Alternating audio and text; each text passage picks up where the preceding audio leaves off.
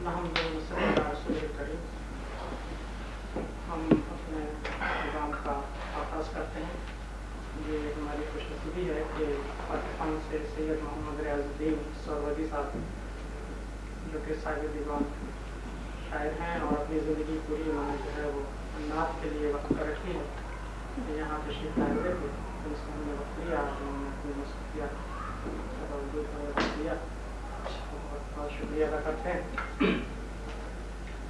تو آج انشاءاللہ یہ محفل نعت اور اس میں چند شعراء کو جو مقامی ہیں ان کو ہم نے دعوت دی ہے.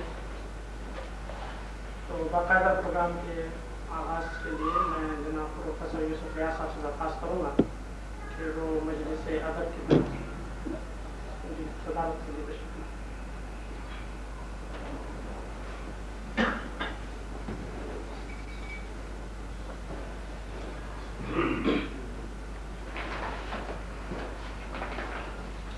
تو ہم اپنے پروگرام کا آغاز تلاوت کلام پاک سے کرتے ہیں. میں ڈاکٹر شریف دیشمکھ صاحب سے درخواست کروں گا کہ وہ تلاوت کلام پاک. أعوذ بالله من الشيطان الرجيم. بسم الله الرحمن الرحيم.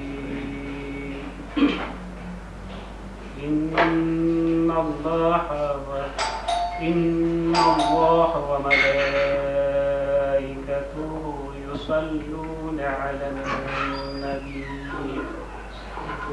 يا أيها الذين آمنوا صلوا عليه وسلموا تسليما.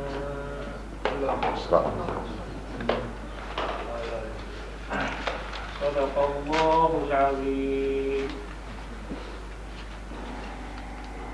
شکریہ, جزاک اللہ خیر.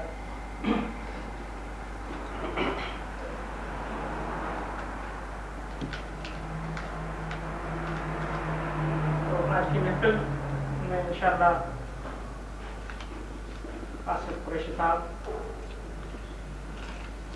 شہود ہاشمی صاحب اور عبدالرشید خاکی صاحب اور آخر میں کرام جناب ریاض الدین صاحب سے جو ہے اور ان کا اپنا کلام سنیں گے. سب سے پہلے میں درخواست کروں گا اس سے قبل میں خیال ہے کہ تھوڑی سی اس مجلس ادب کے بارے میں تعارف ہو جائے. تو میں پروفیسر یوسف ریاض صاحب سے درخواست کروں گا کہ وہ مجلس ادب کے بارے میں تعارف کریں.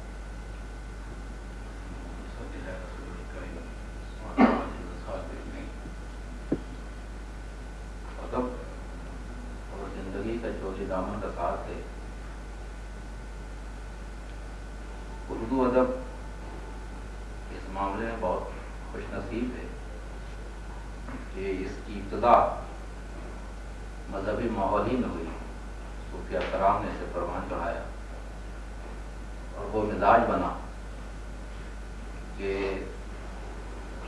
ہندو شعراء بھی جب اپنا کلام مرتب کرتے تھے تو اس کی ابتدا حمد سے ہوتی تھی, اس کے بعد نعت ہوتا تھا, پھر غزل یاد اور دوسری چیزیں ہوتی تھیں.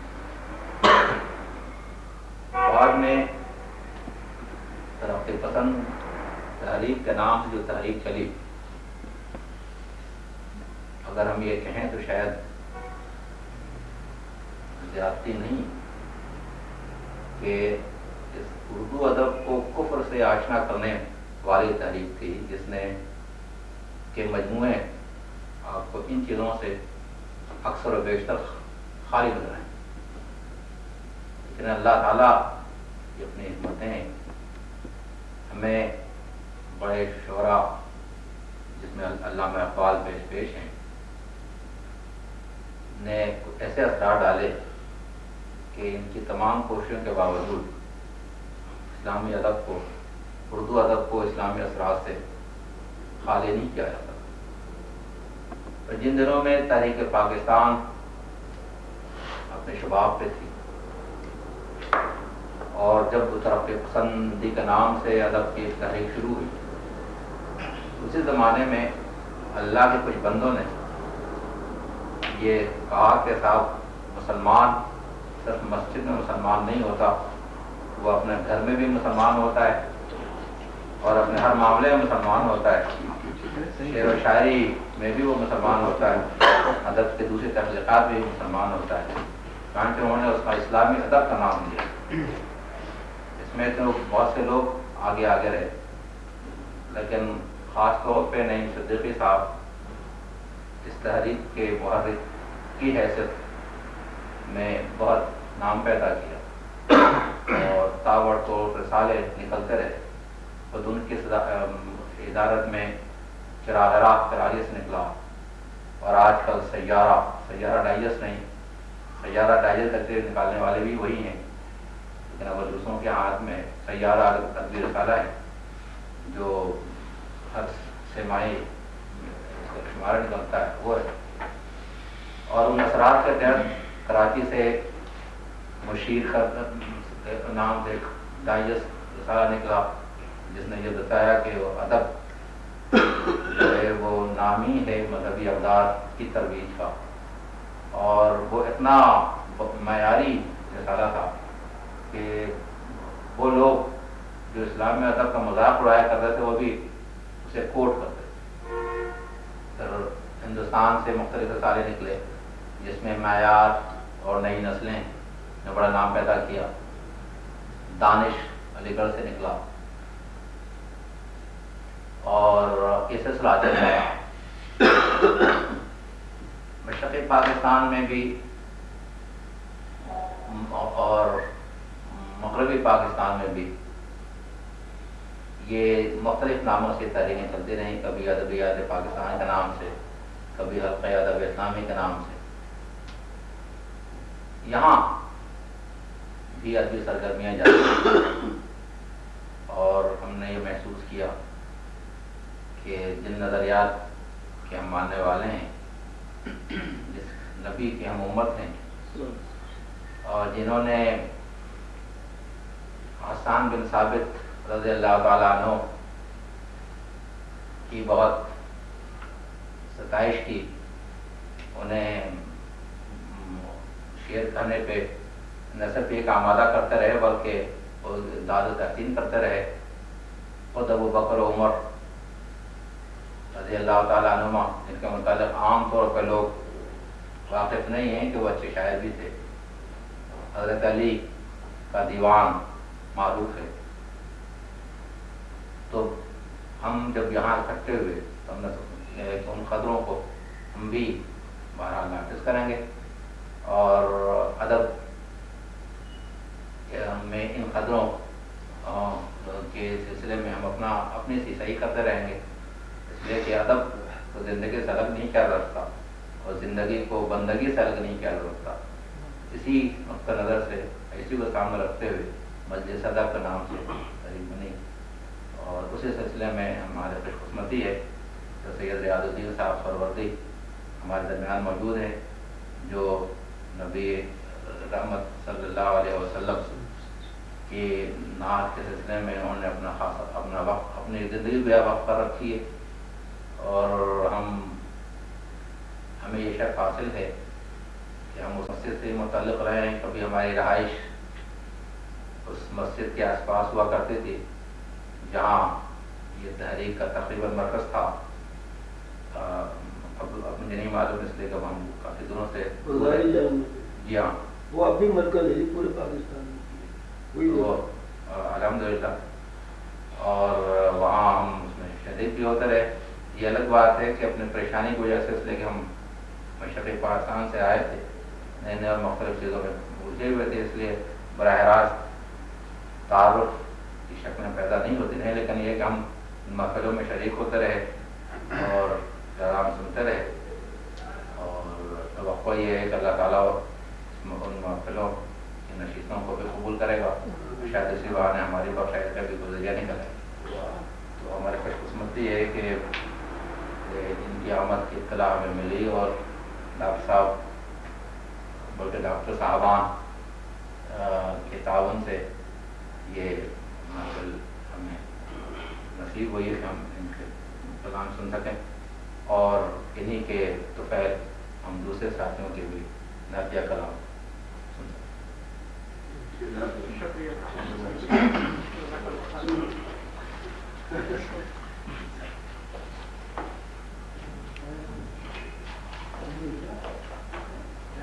میں راستے پر صاحب سے بات کروں گا کہ وہ اپنے نظریہ سامنے کے سامنے پیش کریں. بہت کم لوگ واقف ہوں گے کہ ڈاکٹر صاحب ماشاء اللہ چھپے رستم ہیں. الحمدللہ رب العالمین والصلاۃ والسلام علی رسول اللہ. ہماری خواہش تو تھی کہ ہم مولانا کی نعت سنتے اور حقیقت یہ کہ گزشتہ محفل میں جب مولانا تو ہم لوگوں نے سبھی محسوس کیا کہ یہ تشنگی پڑ گئی ہے اس کو بٹھانے کے لیے. ہم ایک اور محفل کا اہتمام کریں تو ڈاکٹر صاحب نے اس کو ایک نعتیہ محفل کی شکل دے دی.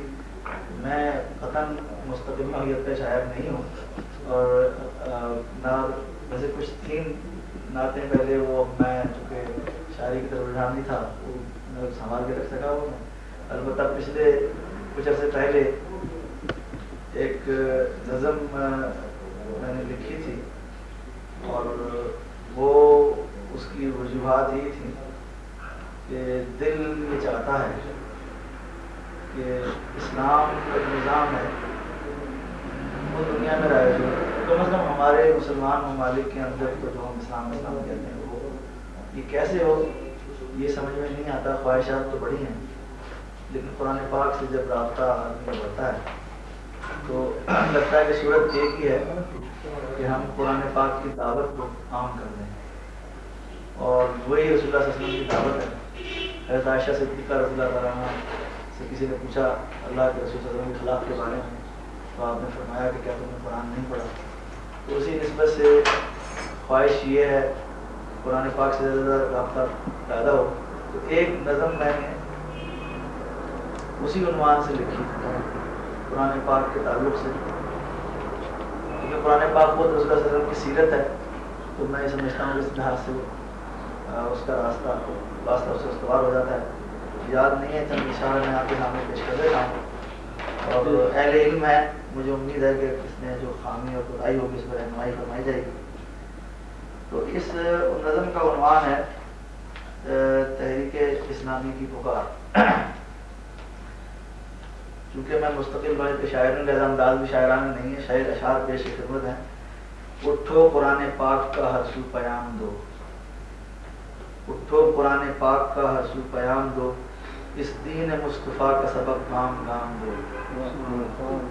اٹھو قرآن پاک کا ہر سو پیام دو, اس دین مصطفیٰ کا سبق گام گام دو. ٹوٹے ہوئے دلوں کو ذرا بڑھ کے تھام لو, ٹوٹے ہوئے دلوں کو ذرا بڑھ کے تھام لو, پھر منتشر عوام کو وحدت کا جام دو. اس دین کی اقامت فہم کے واسطے, اس دین کی اقامت فہم کے واسطے ہر نفس ذی شعور کو تم اذن عام دو. اللہ کے کلام کی برہانیت سے تم, اللہ کے کلام کی برہانیت سے تم ہر بے نوا ندیم کو حسن کلام دو.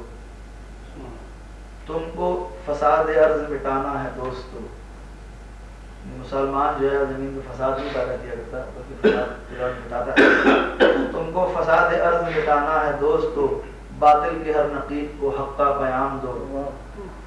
حسن عمل سے کر کے بلند سیرتوں کا نور, حسن عمل سے کر کے بلند سیرتوں کا نور, پاکیزگی قلب و نظر کو دوام دو. حسن عمل کو سے کر کے بلند سیرتوں کا نور, پاکیزگی قلب و نظر کو دوام دو. اپنے لہو سے تیر کیے شب کو چیر کر, اپنے لہو سے تیر کیے شب کو چیر کر ایک صبح انقلاب کا سب کو پیام دو. اپنے لہو سے تیر کیے شب کو چیر کر ایک صبح انقلاب کا سب کو پیام دو. بدر و احد حنین کی منزل کرو رقم, بدر و احد حنین کی منزل کرو رقم, افواہ مجاہدوں کے جنوں کو سلام دو. اب روسیت کے, اب تو خیر روس ختم ہو گیا, یہ کچھ اصلی پرانی نظر ہے. اب روسیت کے ظلم و ستم ہو چکے بہت, اس دور بے مرام کو ماضی کا نام دو. یورپ کی قیل و قال محض ایک سراب ہے, یورپ کی قیل و قال محض ایک سراب ہے, امریکیت کو زہر ہلاہل کا نام دو. ابلیس کے نظام کے بندھن کو توڑ کر, ابلیس کے نظام کے بندھن کو توڑ کر اسلام کے نظام کو لطف خرام دو. تم کو قرآن پاک کی حرمت کا واسطہ، تم کو قرآن پاک کی حرمت کا واسطہ، اٹھو اور اٹھ کے قوت شر کو لگام دو.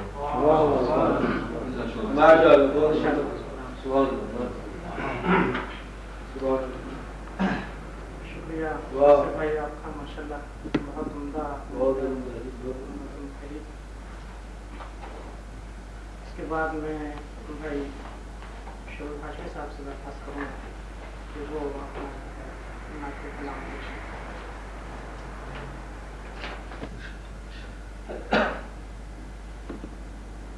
ہوش مت کھونا، ہوش مت کھونا ذرا، ہوش میں رہنا لوگو. ہوش مت کھونا ذرا، ہوش میں رہنا لوگو.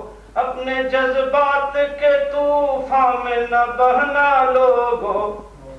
ہوش مت کھونا ذرا، ہوش میں رہنا لوگو. اپنے جذبات کے طوفان میں نہ بہنا لوگو.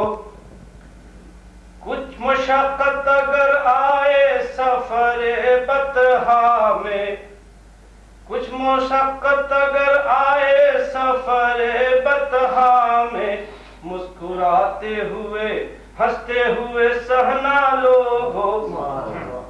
مسکراتے ہوئے ہنستے ہوئے سہنا لوگو. ہوش مت کھونا ذرا، ہوش میں رہنا لوگو. شدت جوش میں قابو سے نہ باہر ہو جائے، شدت جوش میں قابو سے نہ باہر ہو جائے. دل جگر ہاتھوں سے تھامے ہوئے رہنا لوگو. دل جگر ہاتھوں سے تھامے ہوئے رہنا لوگو. ہوش مت کھونا ذرا، ہوش میں رہنا لوگو. بڑے نازک ہیں ادب بارگاہ عالی کے، بڑے نازک ہیں ادب بارگاہ عالی کے. جو بھی کہنا ہو سمجھ بوجھ کے کہنا لوگو. جو بھی کہنا ہو سمجھ بوجھ کے کہنا لوگو. بڑے نازک ہیں ادب بارگاہ عالی کے، بڑے نازک ہیں ادب بارگاہ عالی کے. جو بھی کہنا ہو سمجھ بوجھ کے کہنا لوگو. دامن و جیب گریباں کو سجا لو ان سے، دامن و جیب گریباں کو سجا لو ان سے. آنسوؤں کا رہو پہنے ہوئے گہنا لوگو. آنسوؤں کا رہو پہنے ہوئے گہنا لوگو. ہوش مت کھونا ذرا، ہوش میں رہنا لوگو. در اقدس پہ برستے ہیں گوہر رحمت کے، در اقدس پہ برستے ہیں گوہر رحمت کے. لوٹنے میں کہیں پیچھے نہیں رہنا لوگو. لوٹنے میں کہیں پیچھے نہیں رہنا لوگو. در اقدس پہ برستے ہیں گوہر رحمت کے، در اقدس پہ برستے ہیں گوہر رحمت کے. لوٹنے میں کہیں پیچھے نہیں رہنا لوگو. کیا کیا تانے نہیں دیتے ہیں، کیا کیا تانے نہیں ملتے ہیں مسلمانوں کو. کیا کیا تانے نہیں ملتے ہیں مسلمانوں کو. اپنا جو حال ہے جی کھول کے کہنا لوگو. اپنا جو حال ہے جی کھول کے کہنا لوگو. کیا کیا کیا تانے نہیں دیتے ہیں مسلمانوں کو. کیا کیا تانے نہیں دیتے ہیں مسلمانوں کو. اپنا جو حال ہے جی کھول کے کہنا لوگو. گر رسائی کبھی ہو جائے درے رحمت پر، گر رسائی کبھی ہو جائے درے رحمت پر، بن کے آنسو کی ندی فرش پہ بہنا لوگو، بن کے آنسو کی ندی فرش پہ بہنا لوگو، ہوش مت کھو نظرا ہوش میں رہنا لوگو، جو بھی مل جائے گا ساقی سے سنبھالے گا شہود، جو بھی مل جائے گا ساقی سے سنبھالے گا شہود، اس کو منظور نہیں پی کے بہکنا لوگو، منظور نہیں پی کے بہکنا لوگو، جو بھی مل جائے گا ساقی سے سنبھالے گا شہود، جو بھی مل جائے گا ساقی سے سنبھالے گا شہود، اس کو منظور نہیں پی کے بہکنا لوگو، ہوش مت کھو نظرا ہوش میں رہنا لوگو، اپنے جذبات کے طوفان میں نہ بہنا۔ بہت شکریہ، بڑی اچھی کافی بڑے نازک ہیں ادب بارگاہ عالی کے، جو بھی کہنا ہو سمجھ بوجھ کے کہنا لوگوں، درے اقدس پہ برستے ہیں گوہر رحمت کے، لوٹنے میں پیچھے نہیں رہنا لوگوں، جیسے شہود عاشق صاحب۔ اس کے بعد میں ہمارے ساتھی اور ریاست کے مشہور شاعر جناب عبدالرشید خاکی صاحب سے درخواست کروں گا کہ وہ اپنا کلام پیش کریں۔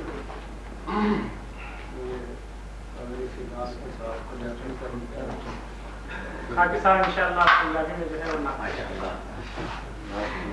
پنجابی دونوں میں ہی خاکی صاحب جو ہے اصل میں مدت سے یہ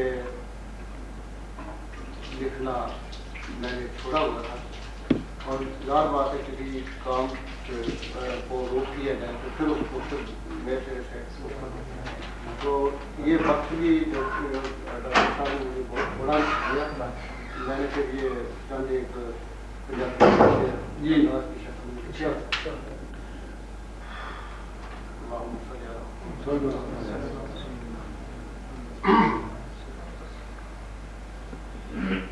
پاک محمد جگ اٹھے آئے، پاک محمد جگ اٹھے آئے، بت پجاری ایک اللہ دے، بت پجاری ایک اللہ دے، در تے آن چکائے، پاک محمد جگ اٹھے آئے، پاک محمد جگ اٹھے آئے، شمع ایسی آن جلائی، شمع ایسی آن جلائی، کلمے دی ہوئی روشنائی، کلمے دی ہوئی روشنائی، چانن لگیا جس دی اکھیاں، چانن لگیا جس دی اکھیاں، چم چم سینے لائے، پاک محمد جگ اٹھے آئے، پاک محمد جگ اٹھے آئے، ظلم دا بوٹا پٹ گوایا، ظلم دا بوٹا پٹ گوایا، کلمے دا قانون چلایا، کلمے دا قانون چلایا، ہر بندے نے توبہ کر کے، ہر بندے نے توبہ کر کے جنت ڈیرے لائے، محمد جگ اٹھے آئے۔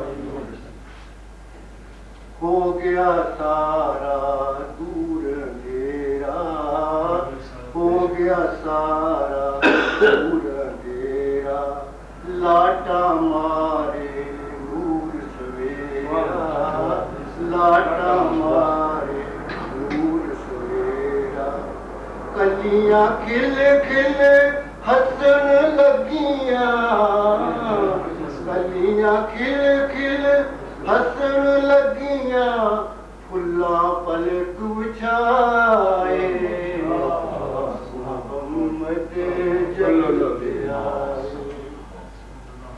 ٹھنڈی ٹھنڈی پھلا ورگی ٹھنڈی ٹھنڈی پھلا ورگی میٹھی سی گفتار نبی میٹھی سی گفتار نبی سندا جیڑا پہلی بارے سندا جیڑا پہلی بارے کلمہ بول سنائے محمد جگ تے آئے ایک دن نبی محمد سرور ایک دن نبی محمد سرور باہر سیر سدانے جنگل اندر ایک چھیڑو ڈٹھا کیا حبیب ربانے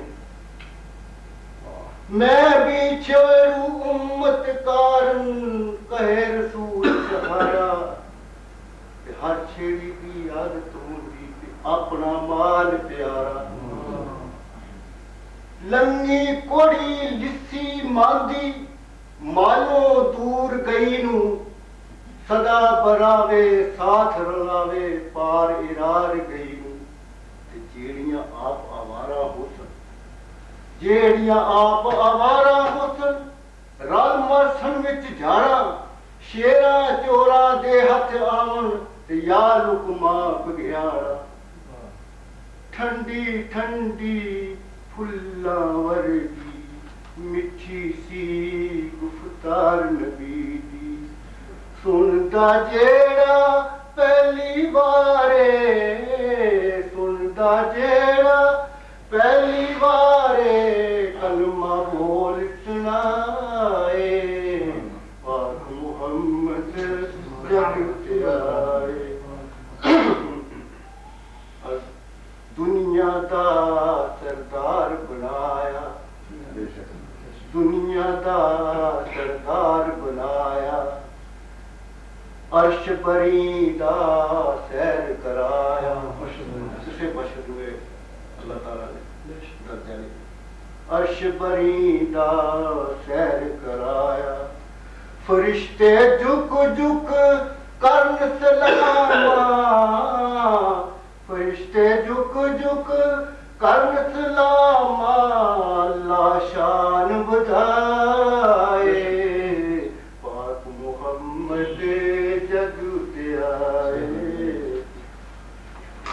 آخری بندے خاکی سارے فرق مٹائے یعنی خاکیاں دے فرق خاکی سارے فرق مٹائے ایک ہون دے سبق سکھائے ایک ہون دے سبق سکھائے کالے گورے ایک جگہ تے کالے گورے ایک جگہ تے اپنے پاس بٹھائے پاک محمد جگ تے آئے پاک محمد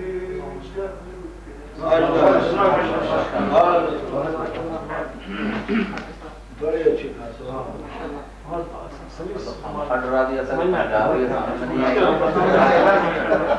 مجھے تو یہی جاننا ہے کہ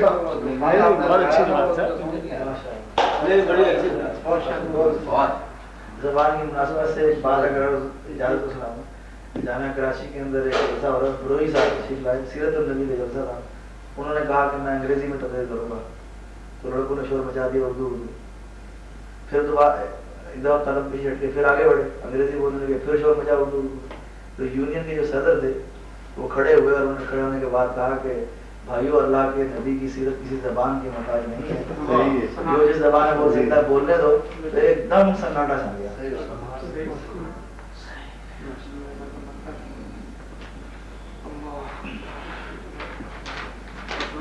کلام میرا صحیح سنا اچھی بات ہے. بعد میں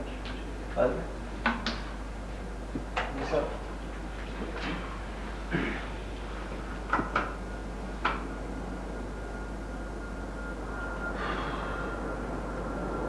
وہ دانائے سبل ختم الرسل مولائے کل جس نے غبارے راہ کو بخشا اور روحے وادی سینہ.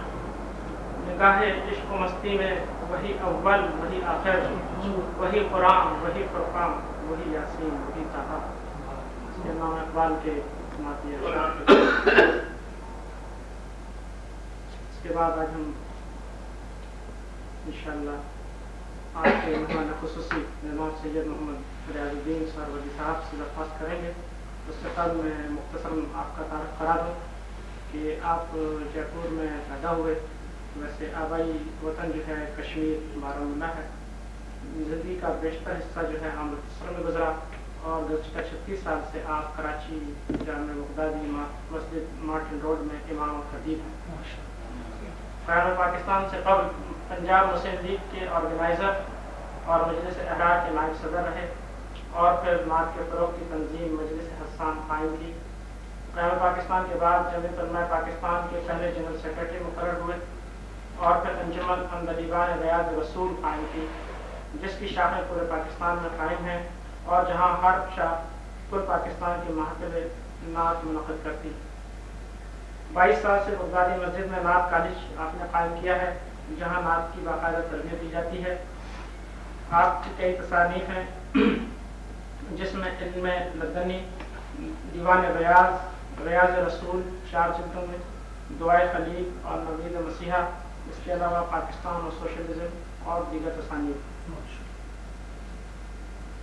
تو میں گزارش کروں گا جناب سید محمد ریاض الدین سہروردی صاحب سے کہ آپ اپنے جو ہے نعت کلام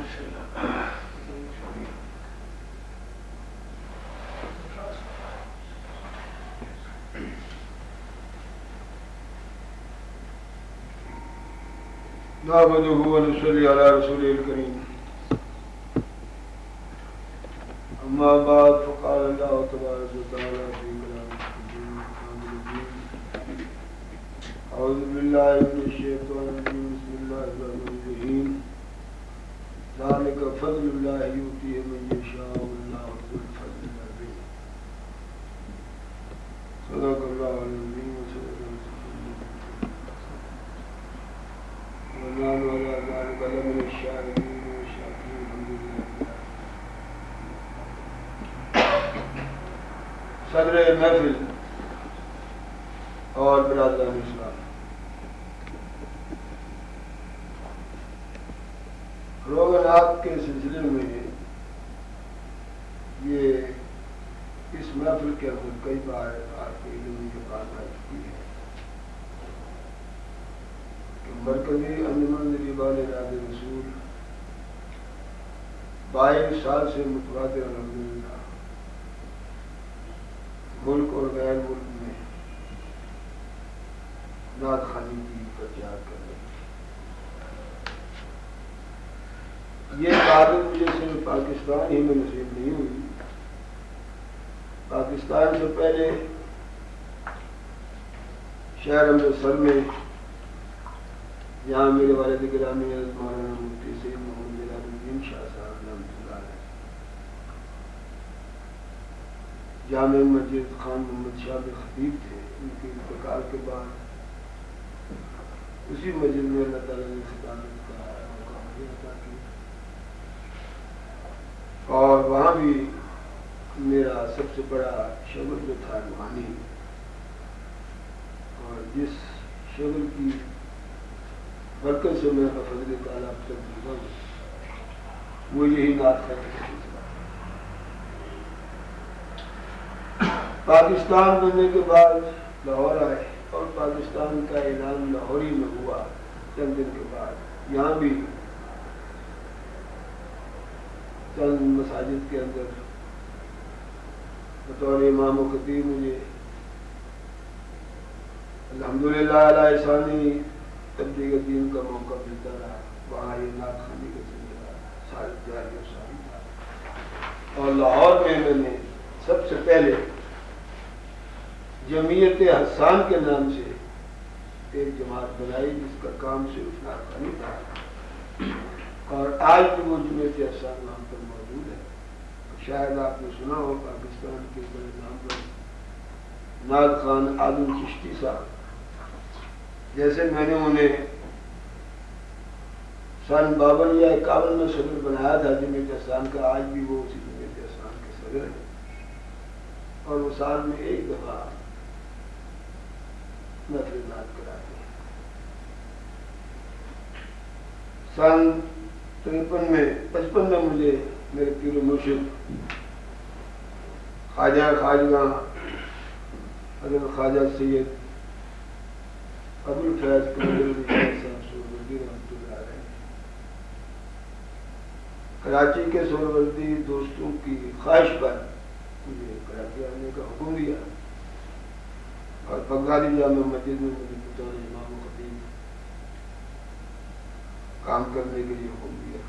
الحمدللہ پیر و مرشد کے میرے سایہ 36 برس سے میں وہاں جاتا ہوں۔ تو یہاں بھی چونکہ میرا یہ نعت خوانی کا ذوق اللہ تعالیٰ نے مجھے، میں سمجھتا ہوں کہ وراثتاً مجھے اللہ نے عطا فرمایا کہ میرے والد صاحب بھی جلال تخلص رکھتے تھے، اور اردو اور فارسی کے بڑے نامی گرامی شاعر تھے، بڑا دقیق ان کا کلام ہوتا تھا۔ اسی طرح میرے ننہالی رشتے داروں میں میرے ماموں حضرت قبلہ علی حسین رحمۃ اللہ تعالیٰ علیہ بڑے نامی شاعر تھے جیپور کے اندر۔ ددیالی اور ننہالی رشتے داروں میں علماء فضلاء شعراء کے گزرے، اس لیے مجھے اللہ تعالیٰ نے یہ وراثتاً ذوق شاعری عطا فرمایا۔ تو کراچی میں ایک انجمن میں نے بنائی جس کا نام انجمن دیوان مجاز رسول ہے، اور اس کو اللہ نے اتنی شہرت عطا فرمائی ہے کہ یہ پاکستان سے نکل کر میرے خیال میں تمام اسلامی ممالک میں اس کا ذکر ہے۔ ہمارے ملک کے پاکستان کے اخبار رسائل، جس میں خاص طور پر روزانہ جنگ ہے، اور اخبار جہاں اس میں ہمارے انجمن کی خبر چھپتی رہتی ہے، اور جنگ کے جو مالک ہیں میر خلیل الرحمان صاحب چند سالوں سے پاکستان میں اپنے نام کی محفل لوگوں میں طور مہمان خصوصی ہوتے ہیں، اور اس لحاظ سے ہمیں بہت زیادہ اللہ تعالیٰ کا فضل و کرم ملتا ہے جنگ، اور آپ نے پڑھا ہوگا۔ لیکن میں یہ ضرور آپ کو بتانا چاہتا ہوں کہ آخر کہ فروغ نعت کی تحریک چلانے کی وجہ کیا ہے؟ اس کی اصل وجہ یہ ہے کہ میں نے اپنے بزرگوں سے صرف سنا ہی نہیں، اکابر علماء اہل سنت والجماعت کے ملفوظات آج کی دنیا میں موجود ہیں۔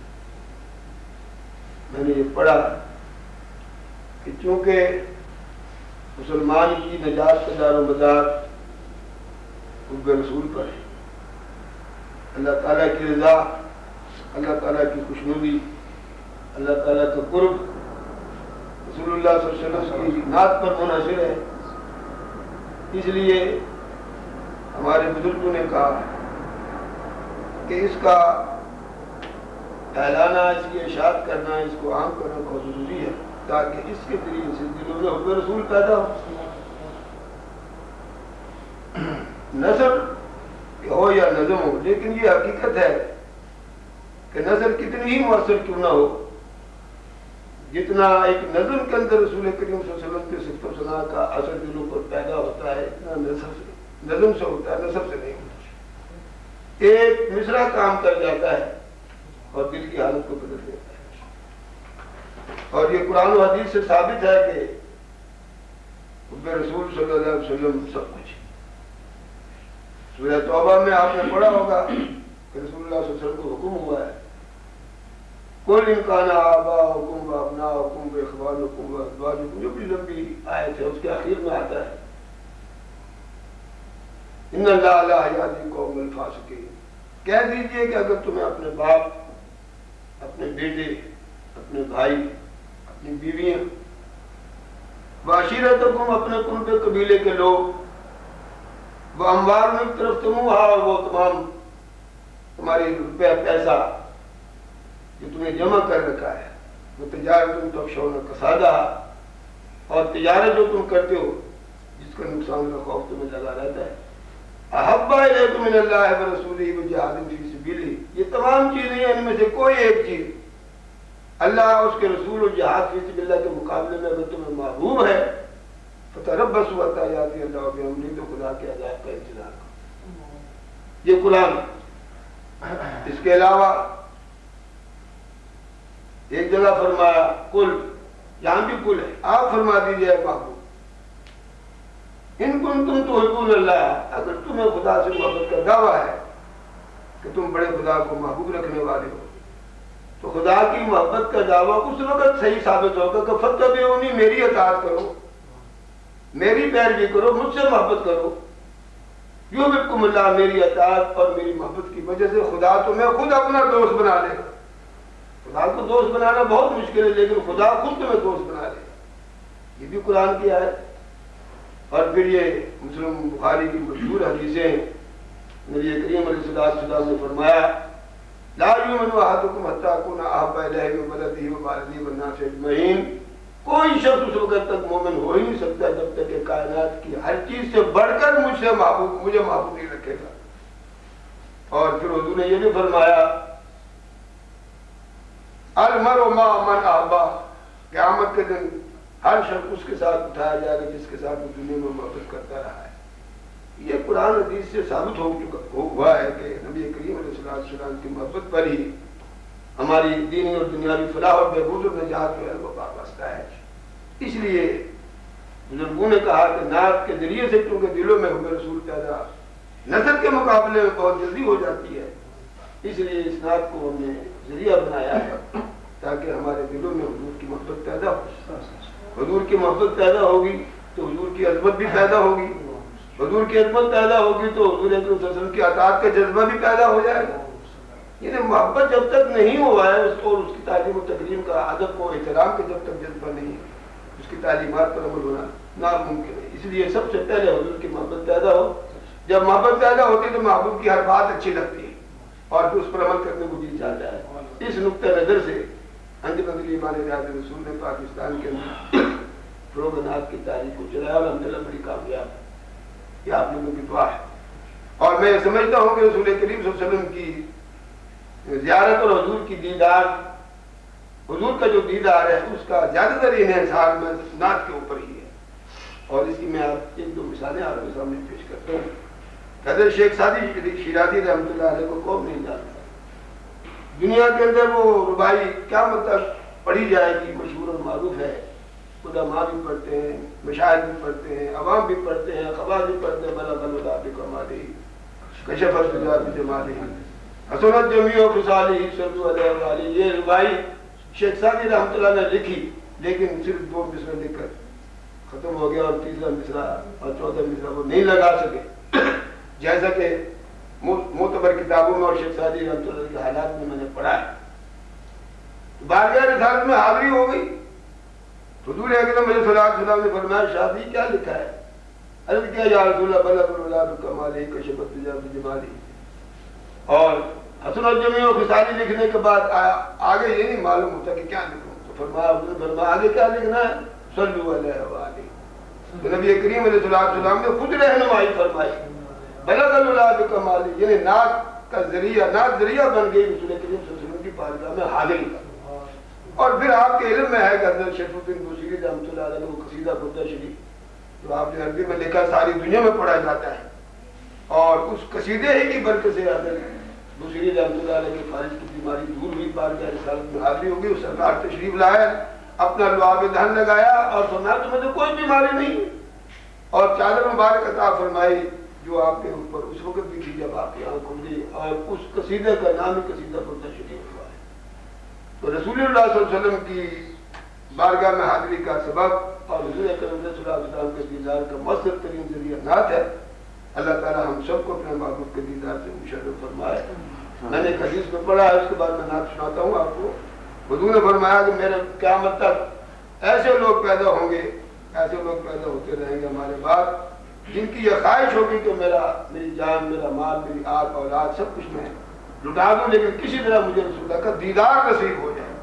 تو دیدار مصطفیٰ کے لیے انسان تڑپتا ہے، اور میں نے سمجھا کہ اس کا آسان ترین ذریعہ جو ہے وہ نعت ہے۔ جب دل سے نعت پڑھی جائے سرور کائنات صلی اللہ علیہ وسلم کی تو بارگاہ رسالت میں وہ حاضری کا سبب بن گیا۔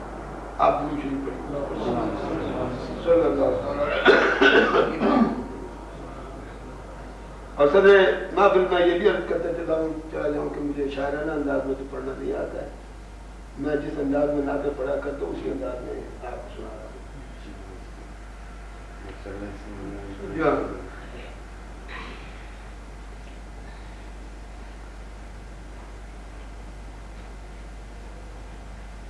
بعد میں آئے دنیا میں خیر الورا، بزم عالم کو پہلے سجایا گیا، بعد میں آئے دنیا میں خیر الورا، بزم عالم کو پہلے سجایا گیا، ہر نبی کی زبان سے ہر ایک قوم کو ان کی آمد کا مجدہ سنایا گیا، ہر نبی کی زبان سے ہر ایک قوم کو ان کی آمد کا مجدہ سنایا گیا۔ آرزو انبیاء کے دلوں میں یہ تھی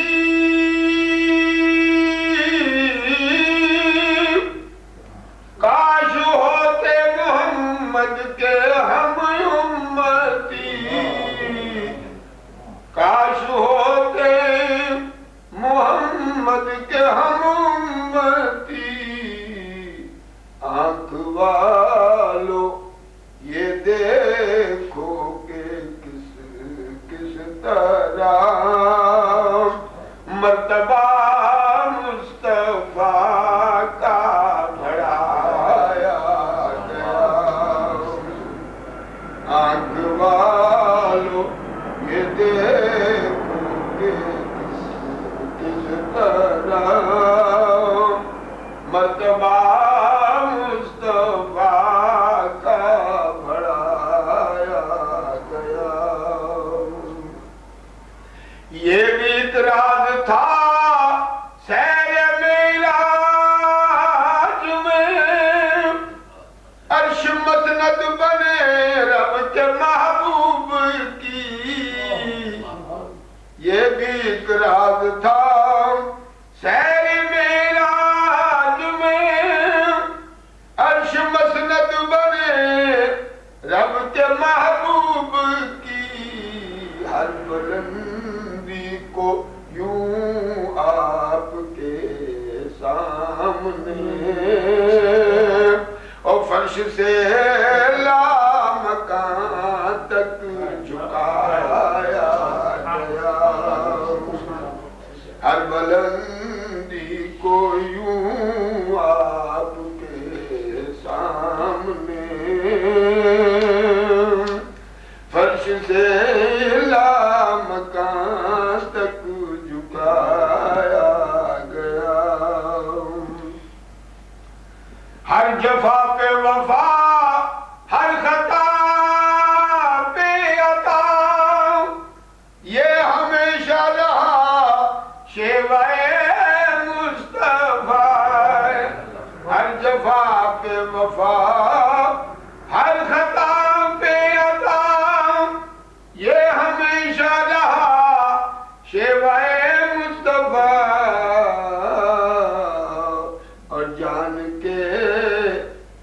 دشمنوں کے لیے بھی دعا، ان کی سیرت کا ڈنکا بجایا گیا۔ ہر جفا پہ وفا، ہر خطا پہ عطا، یہ ہمیشہ رہا شیوہ مصطفیٰ جان کے۔ دشمنوں کے لیے بھی دعا، ان کی سیرت کا ڈنکا بجایا گیا۔ ہر نبی کی زبان سے ہر ایک قوم کو ان کی آمد کا مجدہ سنایا گیا۔ جلوہ کبریاء دیکھ سکتا تھا کون، ایک تجلی تو موسیٰ بھی سہ نہ سکے۔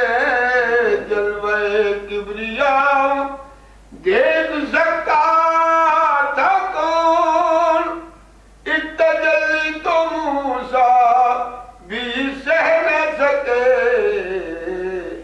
رب نے چاہا جو مخلوق دیکھے مجھے، ان کی صورت میں خود کو دکھایا گیا۔ رب نے چاہا جو مخلوق دیکھے مجھے،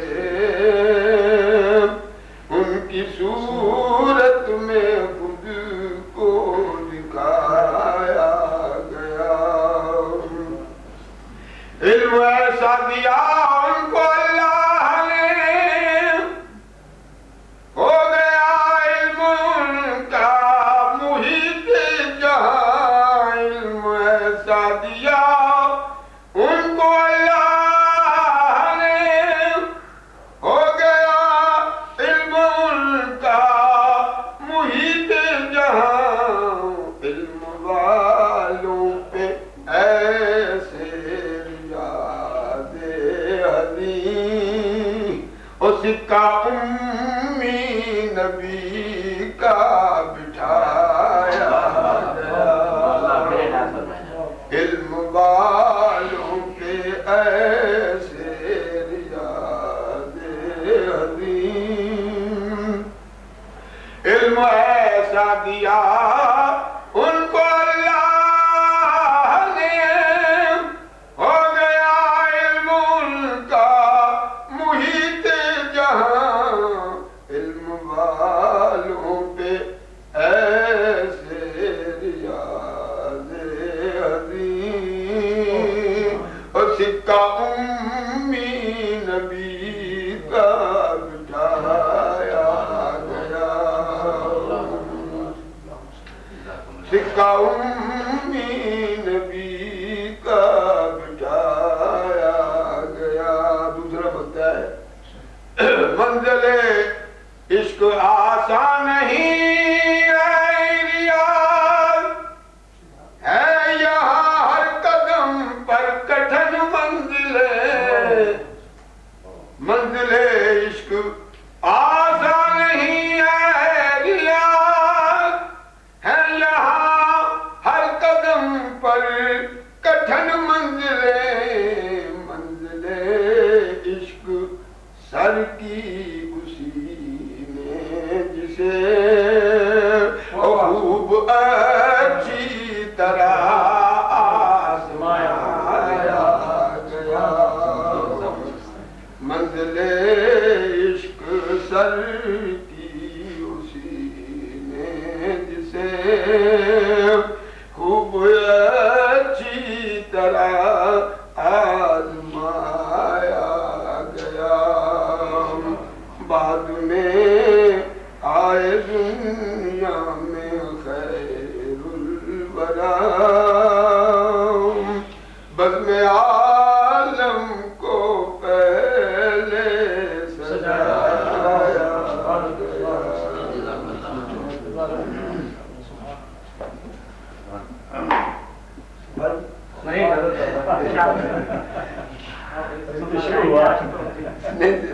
کیا ہم سے پوچھنے سے پہلے آپ سے پوچھیے کہ آپ کا جی مر گیا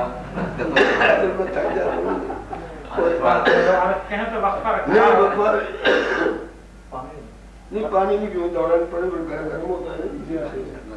آپ پنجابی کے میری یہ بڑی پرانی تمنا تھی انگریز کے زمانے سے کہ دو نعتیں خاص طور پر پاکستان بننے سے پہلے اور پاکستان بننے کے بعد مشہور ہے. نعتیں تو بہت مشہور ہے لیکن مولانا احمد رضا خان صاحب کی وہ مشہور نعت ہے لمبیاتی لطیف نظرین یہ بڑی پڑھی جاتی ہے. میری یہ آرزو تھی کہ اس زمین پر اس ردیف کافی پر ایک نعت ہو اور اللہ تعالیٰ نے وہ میری آرزو پوری کی. پھر ایک نعت ہے پنجابی کی آج سکھ متران دی بدیری ہے وہ لیانا نینا نے لائیاں کیوں نہیں حضرت پیر میرے رشہ صاحب گولڑوی رحمۃ اللہ علیہ کی یہ بڑی مشہور نعت بہت بڑی نعت. اس پر بھی انگریز کے زمانے سے مجھے یہ خواہش تھی تو اللہ تعالیٰ نے میری تمنا پاکستان بننے کے بعد پوری کی لاہور کے. اور اس زمین پر جیسا کہ مولانا پیر میری شاہ صاحب رحمۃ اللہ نے دیکھا ہے آپ کسی دوسرے شہر کو بھی تک لکھنے کی کوئی اشرف حاصل نہیں ہوا. یہ اللہ تعالیٰ کا بڑا احسان ہے کہ زمین پر وہ نعت ہوئی اور وہ میں نے جا کر گرجر شریف میں پڑھی اور آپ کے پوتوں کے سامنے وہ نعت میں نے پڑھی اور وہ لوگ بہت خوشی ہوئے. پیر نصیر الدین صاحب اکثر مشاعرے میں آیا کرتے ان کے غلام محی الدین صاحب رحمۃ اللہ علیہ اس کو چل اچھا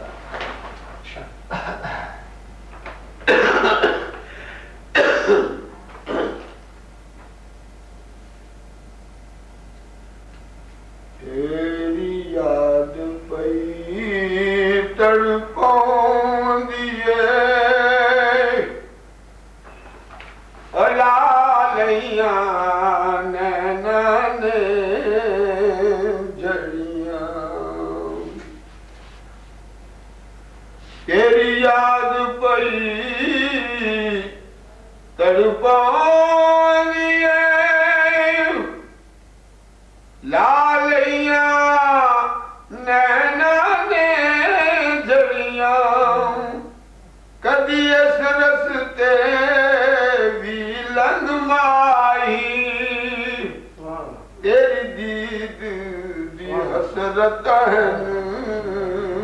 بڑیاں کدی اس رستے بھی لنگ مائی تیری دید دی حسرت بڑیاں تیرا نوری ذکر جدو ہوئے میرے غم دا مداوا بن جاوے انج ہجر دی رات نو چمکاوے اجی میں روشن ہون پھول جڑیاں انج ہجر دی رات نو چمکاوے جی میں روشن ہون پھول جڑیاں ٹھنڈ پہ گئی بل دے سینے وچ ہویا چانن او دل دے نگینے وچ ٹھنڈ پہ گئی بل دے سینے وچ ہویا چانن دل دے نگینے وچ تیرے روزے دی جالیاں نال جدوں میرے شوق دی اکھیاں جالڑیاں تیرے روزے دی جالیاں نال جدوں میرے شوق دی اکھیاں جالڑیاں کدی اس رستے بھی لنگ مائی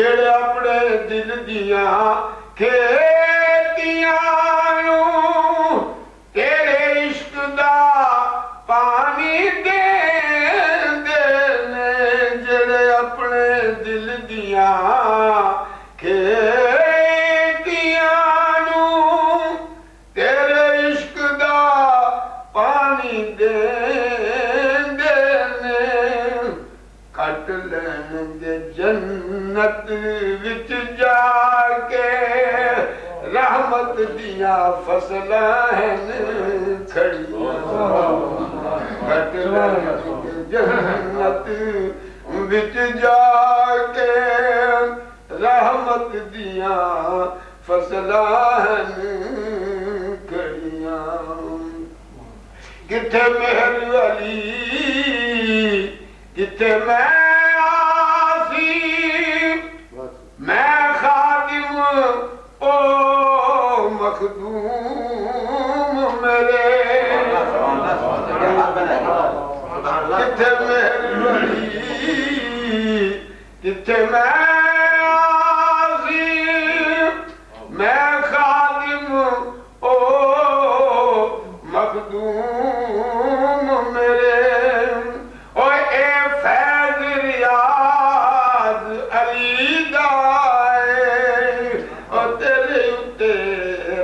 تن جو چڑیاں یاد کلندری تیرے اتے رنگ تن جو چڑیاں کتھے مہر علی کتھے میں خادم او مخدوم میرے اے فیض ریاض کلندری او تیرے اتے رنگ تن جو چڑیاں کدی رستے وی لنگ مائی تیری دید دی حسرتاں بڑی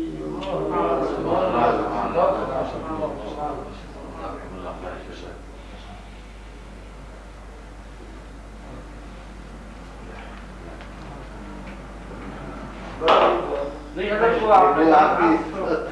تو پاکستان کے بعد پاکستان سے پہلے والے کا ذکر کیا نا تمنا والی تو سنائے اچھا جی جی درود شریف پڑھی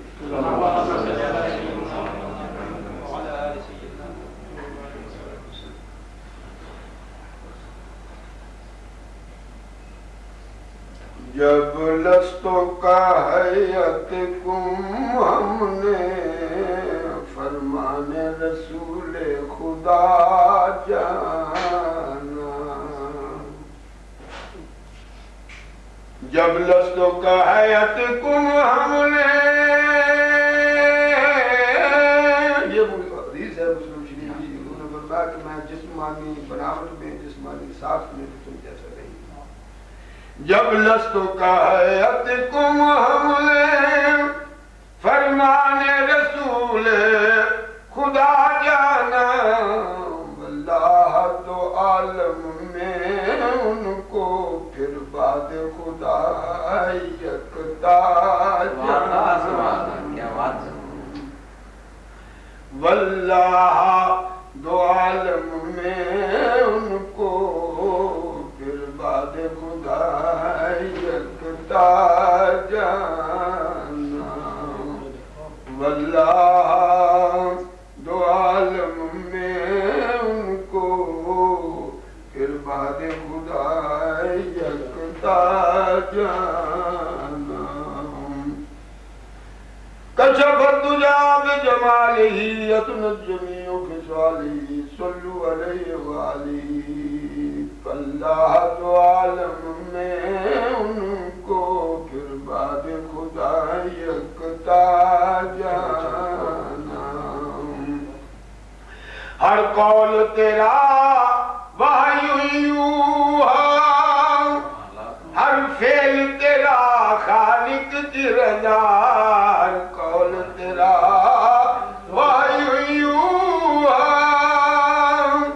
ہر فعل تیرا خالق کی رضا، یوتی کا فطر دعا رب نے کہا تجھے ہم نے حبیب خدا جانا،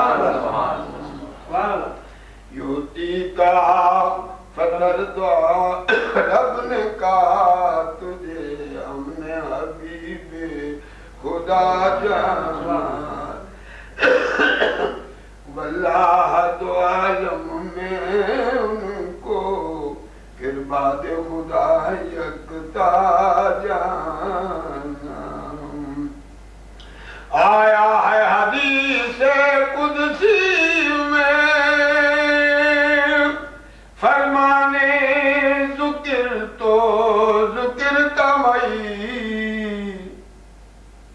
یہ حدیث قدسی اس میں اللہ نے فرمایا جب میرا ذکر ہوگا ساتھ ہی تیرا ذکر ہے، میرے ذکر کے ساتھ تیرا ذکر یاد، آیا ہے حدیث قدسی میں فرمانے ذکر تو ذکر تمئی، ہم نے تو خدا مانا نہ تجھے پر اس سے کبھی نہ جدا جانا، ہم نے تو خدا مانا نہ تجھے پر اس سے کبھی نہ جدا جانا، واللہ دو عالم میں ان کو پھر بعد خدا یکتا جانا،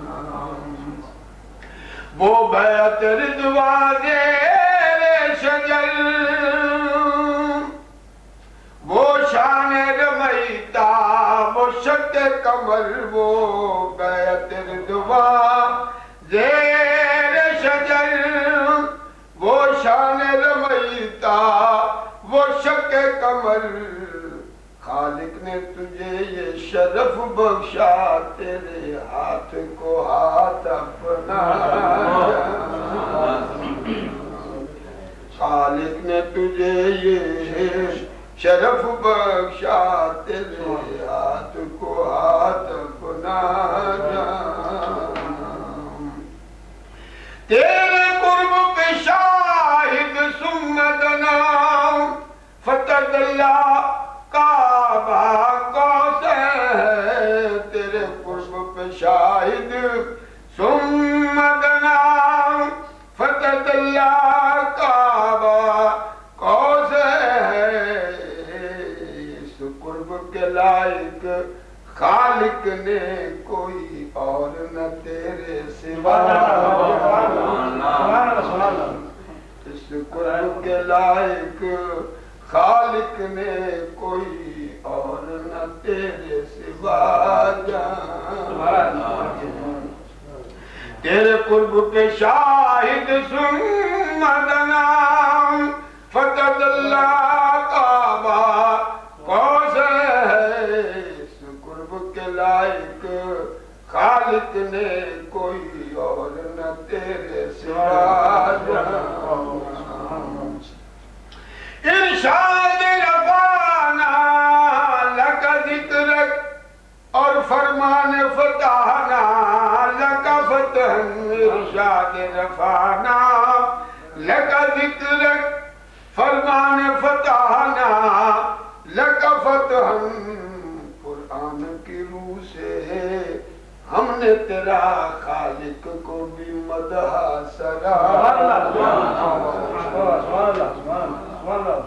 قرآن کی روح سے ہم نے تیرا خالق کو بھی مدح سرا جانا، اور تقلید رضا میں فیض نبی جو تجھ کو ریاض ہوا حاصل، تقلید رضا میں فیض نبی جو تجھ کو ریاض ہوا حاصل، اس فیض سے تو نے جو نعت لکھی، ارے وہ نعت ہمیں بھی سنا، فیض سے تو نے جو نعت لکھی وہ نعت ہمیں بھی سنانا جب لستو کائیتکم ہم نے فرمان رسول خدا جان سبحان اللہ سبحان اللہ تقبل اللہ. خیال ہے کہ تھوڑا وقت کے بعد دیر ہو جائے گی. وقت کے بعد کر دے گا چائے کا وقت کرنا ہے اس کے بعد. تو طبیعت صحت نہیں ہوگی جی تو سرکار کی آواز تک پڑتی ہے. یہ تو میں کہہ رہا ہوں یہ تو اور بڑے حضرت ذرا ایک تھوڑی سی ہم لوگوں کی معلومات کے لیے آپ ماشاء اللہ الحمدللہ علیہ دین بھی ہیں. آپ نے حدیث شریف کا حوالہ دیا اور جو اس میں تھوڑی سی مطلب تشریح آپ فرماتی تاکہ مزید ذہنی سکون اور تھوڑی سرور حاصل ہو. ایک اور بات بھی میں چاہتا تھا تھوڑی سی تشریح ہو جائے تو ہم لوگوں کو یعنی فائدہ ہوگا. میں بھی ایک تو یہ جو آپ نے حدیث شریف میں کی اس کی تشریح یہ وہ جس طرح آپ نے ہاں جی ہاں. اور دوسرا ایک آپ نے جس طرح جو کہا کہ اس کا مفہوم یہ تھا کہ ان کی صورت میں خود یہ جو تشریح فرما دیجیے تو ہماری یہ باعث تمانیت ہوگا. مجھے تو خدا آپ کی صورت میں بھی نظر آ رہا ہے. اس کی بہت اثر ہے تو آپ کی صورت میں بھی نظر آ رہا ہے تو اس کی جو بڑا مقام ہم کرتے ہیں بات ہی نہیں. شیخ صاحب رحمۃ اللہ علیہ نے فرمایا ہے برگے درخت سبز در نظر ہوشیار ہر ورق معرفت دفتر کردگار. ایک درخت کا سبز پتا جو ہے نا اس کے اندر خدا نظر آتا ہے اور اللہ تعالیٰ کی معرفت کو ایک دفتر ہے تو آپ اور انسان تو بہت بڑے ماشاءاللہ. اور پھر حدیث میں حضور نے فرمایا کہ اللہ والوں کی پہچان ہے کہ اللہ والوں کی پہچان ہے جب ان کو نظر پڑے فوراً خدا یاد آ جائے اور زبان پر ذکر جاری ہو جائے تو یہی دیدار ہے. اس کی بڑی تشریح ہو گئی. اب حدیث کی اچھا وہ دستوں کا ہے تو یہ مسلم شریف کے دن میں نے یہ مسلم شریف میں پڑھی جی جی اور اس کی شرح لکھی ہے مولانا کیا کہتے ہیں یہ جو لاہور میں وزیر خان کی مدینہ تقدیم ہے. ایک تو محمد احمد صاحب قادری اور ایک ان کے بھائی نام آزاد صاحب. تو اس میں یہ ہے کہ نبی کریم صلی اللہ علیہ وسلم نے فرمایا ہے یہ تمام حدیث مسلم شریف ہی کے اندر ہے. حضور نے فرمایا میں جیسے قریب سے دیکھتا ہوں ایسے دور سے دیکھتا ہوں. اور یہ اگر اور بھی کہیں آپ جانا چاہیں تو مولانا اشرف علی تھانوی صاحب کی کتاب میں شمتیب ہے اسے پڑھ لیجیے. میں نے حضور کے فضائل سے بھری پڑھی پتہ نہیں وہ کس دور میں لکھی تھی اور کب لکھی تھی کیسے لکھی تھی. تو حضور نے فرمایا جیسے میں قریب سے دیکھتا ہوں ایسے دور سے دیکھتا ہوں. جیسے میں تاریخ روشنی میں دیکھتا ہوں ایسے میں تاریخی میں بھی دیکھتا ہوں. جیسے میں اپنے سامنے دیکھتا ہوں ایسے پیچھے دیکھتا ہوں. مسلم شریف کی حدیث ہے کہ آپ نے فرمایا کہ تمہاری نمازیں مجھ پر پوشیدہ نہیں رہتی ہیں. رکوع سجود ٹھیک طرح کیا کرو میرے پیچھے. میں جیسے سامنے دیکھتا ہوں ایسے پیچھے بھی دیکھتا ہوں. ادھر حضور کی آنکھ ہماری آنکھ کی طرح نہیں بظاہر آنکھ ہماری طرح نظر آتی ہے لیکن اس کے بے شمار ہوتی ہے. پھر وہ کھلا ہو جائے میدان ہو جائے بھی پانی ختم ہو گیا صحابہ کا کہاں تھا پانی. آپ نے فرمایا تھوڑا تھوڑا ایک پیالہ آپ نے اپنے دل سے مبارا کیا تو 5 پھول اس چشمے جائے سب نے پیا مشکل بھرے انہوں نے پیا. تو جسم کا حال ہے جو ایک معجزہ ہے کیونکہ اللہ نے فرمایا کر جاؤ کہ میں اللہ برہان میں میرے بندہ نہ ہے ہم نے حضور کی ذات میں ایک معجزہ بنا کر بھیجا ہے کہ آپ کو اٹھنا بیٹھنا سونا جاگنا کھانا پینا کسی مبارک حال کلو جو ہے اس کا کسی کے ساتھ اس کی مشابہت ہم نہیں دے سکتے. بظاہر وہ ہم جیسے نظر آتے ہیں لیکن اس کے اندر جو خوبیاں ہیں وہ کسی اور شخص کے اندر نہیں. جیسا کہ قرآن شریف میں یہ بھی آتا ہے قال الانبیاء انہم الا بشر مثلنا. نبیوں نے ہر نبی نے اپنی قوم سے کہا کہ یہ تم کیا کہتے ہو ہم جیسے چلو ہم جب تم جیسے سے وقال الانبیاء انہم الا بشر مثلکم ہم تمہارے جیسے ہیں واللہ یختص برحمتہ من یشاء من عبادہ. لیکن اللہ تعالیٰ اپنے بندوں سے کسی کو منتخب بھی کر لیتا ہے خاص بنا لیتا ہے. وہ جو اس پر مہربانی ہوتی ہے وہ کسی اور پر نہیں ہوتی ہے. تو نبی کریم علیہ السلام سر مبارک زبان مبارک ہاتھ مبارک پیر مبارک آپ نے جسم کا حال سے جوتا ہے گراؤنڈ تو بجائے ہم جیسے نظر آتا ہے لیکن اس کے اندر جو کمالات ہیں سارے کی وہ کسی اور